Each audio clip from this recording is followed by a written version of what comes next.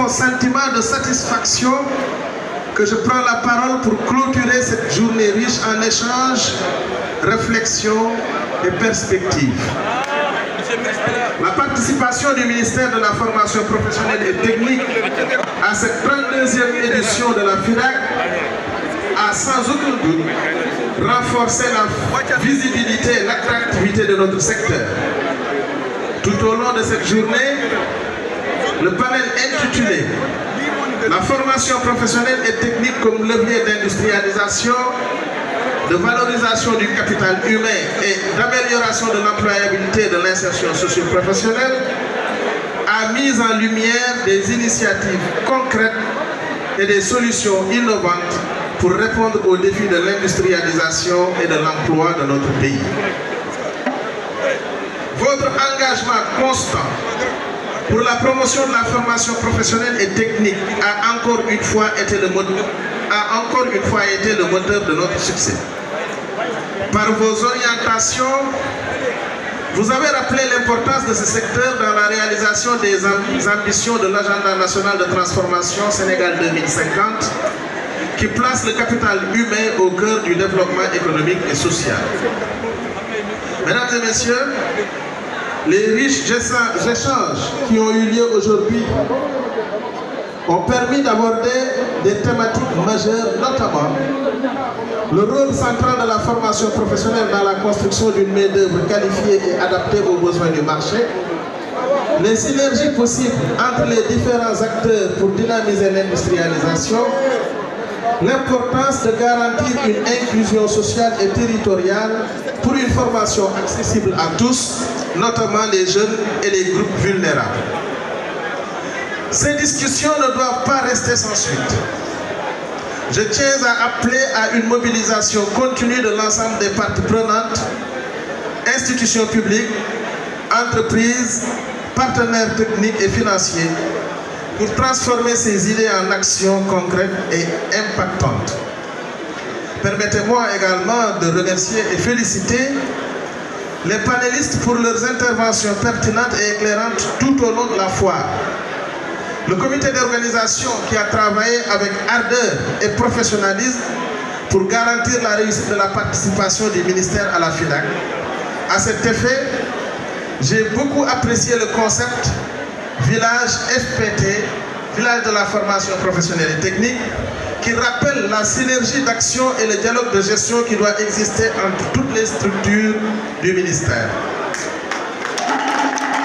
Oui, vous avez été magnifique et formidable. Vous avez décidé d'être dans cette foire-là en synergie, puisque la formation professionnelle et technique cette année-ci a décidé d'être dans un seul et unique village. Je vous en félicite vivement. Les participants dont les questions et contributions ont enrichi les débats. Chers invités, alors que nous concluons cette journée, je voudrais réitérer notre conviction que la formation professionnelle et technique est une clé essentielle pour relever les défis de l'emploi, du développement industriel et de l'inclusion socio-économique. Nous sortons de cette journée avec des idées claires et des ambitions renouvelées pour notre secteur. Je vous remercie pour votre aimable attention et vous souhaite une excellente continuation dans vos activités. Merci beaucoup.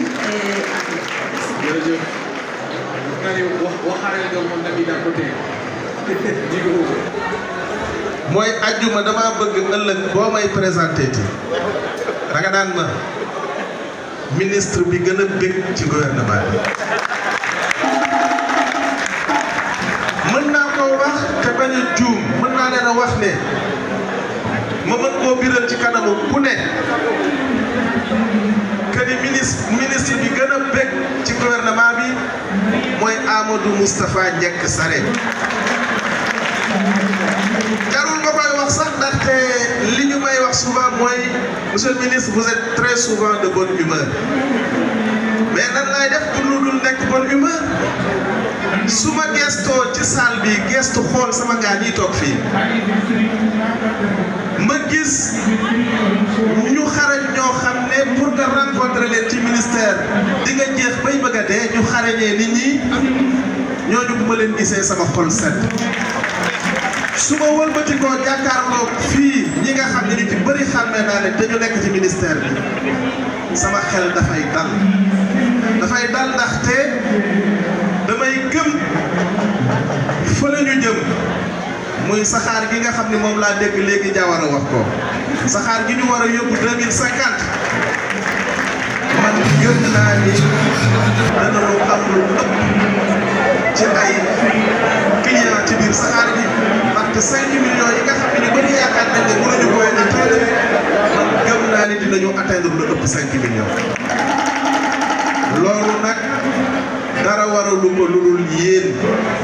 yéen waa ministère de la formation professionnelle et technique et bu may wax ministère de la formation professionnelle et technique je le dis au sens le plus large possible muy ñi nekk ci biir direct ministère central bi ak ñi nga xam ne ils sont sous tutelle maa ngi gis sama gars yi nga xam ne wax dëgg yàlla sargal leen rek laa war a def ndax kontaan loolu ci seen liggéey kon boog lii ñu fi dajale tey dafay lu am solo ndaxte formation professionnelle umpule wu leen ne moom mooy bànqaas bi nga xam ne président de la république son excellence monsieur Bassirou Diomaye Diakhar Faye ci la teg ngir orientation bii buñ bëgg a jox réew mi te biral ko ci référentiel de politique publique bi nga xam ne moom la présenté Sénégal yi yàggul formation professionnelle boobu laa ni ci le président de la république bëgg a wékku pour changer xar kanamu Sénégal loolu nag yéen a ko ci war a jàppale te yéen a ngi ci jugu leen ci guddeeg bëccëg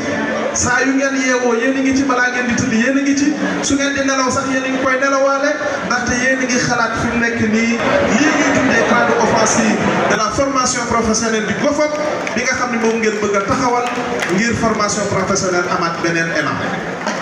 loolu nag day dalal xel ndaxte réew kenn mënu koo développé te amul industrie waaw bu industrie amee te main d'œuvre boo xam ne bu xarañ la amul fan la ñu jëm looloo tax ngeen am solo yéen ci réew mi yéen ñi nga xam ne yéen a war a tàggat ndawi Sénégal te Sénégal nekk réew moo xam ne téeméeri sénégalais yoo jël juróom-ñaar fukki yeeg juróom amuñu fanweeri at ak juróom ngeen am mission former ndaw yooyu loolu nag ku ko am war ngaa sant yàlla comme mission ku ko am war ngaa sant yàlla te xam ne yaa ngi jaamu yàlla kon boog mbokk yi li ma leen di xamal mooy fii ñu nekk nii ci foire bi ràññeeku ngeen képp koo xam ne yaa ngi yëngatu ci fii ci foire bi mi ngi leen di teg bët kontaan ci yéen te ci loolu rek laa leen di bëgg a continuer di ñaax di leen ñaanal jàmm di leen wax ne incha allah beneen foire bi bu jotatee dinañu def lu ëpp nii asalaamaaleykum wa rahmatulah.